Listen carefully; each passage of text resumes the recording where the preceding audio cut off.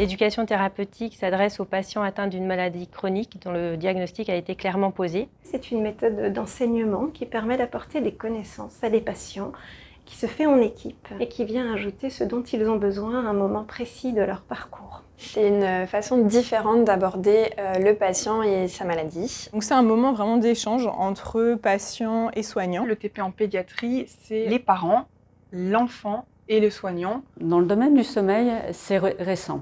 Alors nous le pratiquons déjà depuis près d'une dizaine d'années, mais ce n'est que depuis quelques années avec l'implication de nos infirmières, de notre psychologue et la formation de chaque acteur que nous avons pu vraiment élargir notre activité. Le TP en rhumatologie à Strasbourg a commencé en 2009, il y a 12 ans.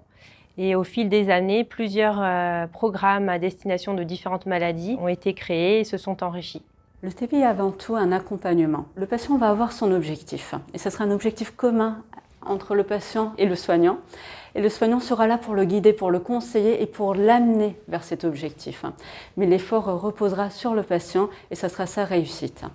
C'est surtout de l'écoute et de l'explication par les jeux en fonction de chaque enfant et de chaque parent. C'est de l'éducation qui est basée sur le partage donc, de connaissances, d'expériences. Dans l'éducation thérapeutique, il ne s'agit pas de transmettre passivement des informations aux patients, mais au contraire de leur faire découvrir des solutions concrètes, des astuces. On a des patients qui voient plusieurs professionnels, dont nous les diététiciennes, et on peut aussi en parler aux patients quand on est amené à le voir, ces différents stades de la maladie, on peut l'orienter vers les différents ateliers qui existent. Le TP va débuter avec l'étape préliminaire qui est le diagnostic éducatif. Et cette étape est essentielle pour aboutir au succès de l'ETP, puisque durant ce diagnostic éducatif, nous allons prendre le temps nécessaire pour connaître notre patient, pour connaître ses besoins, ses attentes, ses difficultés, et pouvoir définir avec lui les objectifs communs. D'abord, il y a un diagnostic éducatif qui est fait, donc, toujours comme on est en pédiatrie, qui est fait seul avec le patient, donc notre petit patient, et un diagnostic éducatif qui est fait seul avec les parents.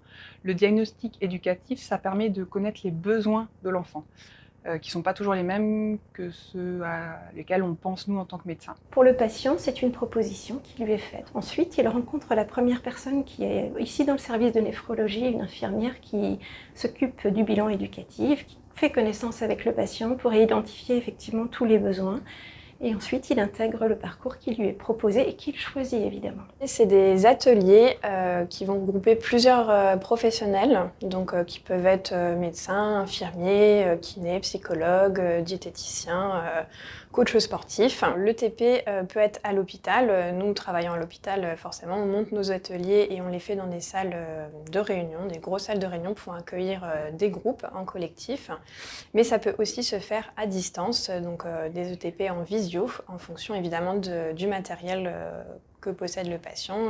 Ça lui évite un déplacement et ça permet un peu une adaptabilité un peu plus facile pour le patient. Des ateliers individuels sont possibles, ils seront d'autant plus personnalisés. Mais en rhumatologie, nos patients, d'autant plus s'ils sont atteints d'une maladie rare, préfèrent participer à des ateliers collectifs pour échanger, partager les astuces qu'ils ont mis en place dans leur vie quotidienne et aussi rompre le sentiment d'isolement. C'est pour nous un atout, un point fort de notre programme, puisque au cours de ces groupes, il y a un échange aussi entre les patients qui permet aussi de voir que les difficultés peuvent être communes et que les solutions apportées peuvent répondre à plusieurs personnes à la fois. Et ça sera également un encouragement, un effet de groupe qui va également motiver chaque personne à aller au-delà. On peut aussi intégrer l'entourage du patient s'il le souhaite et du coup faire participer les proches du patient. Effectivement, c'est le TP pédiatrique. Oui, il est fait seul avec l'enfant et oui, il y a une autre séance qui est faite seule avec les parents.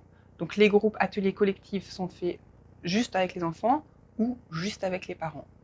C'est vraiment tout l'intérêt de l'ETP puisque c'est une équipe pluridisciplinaire où chacun va apporter de ses compétences, de ses spécificités.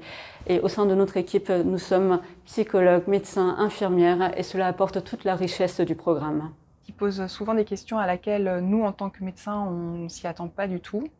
Il pose souvent des questions sur l'avenir, comment il va vivre avec, Est-ce qu'il pourra quand même avoir des copains, jouer, aller à l'école normalement, avoir un travail? Ça les préoccupe beaucoup plus que la maladie, le traitement ou la maladie en elle-même. Alors, les patients en éducation thérapeutique posent des questions très concrètes de la vie quotidienne. Ça peut être « Comment puis-je parler de ma maladie à mes proches ?» Ça va être principalement sur les effets indésirables, par exemple sur des conduites à tenir. Est-ce que je peux gérer mon effet indésirable tout seul? À partir de quand je dois en parler à mon médecin? Ce genre de situation, principalement.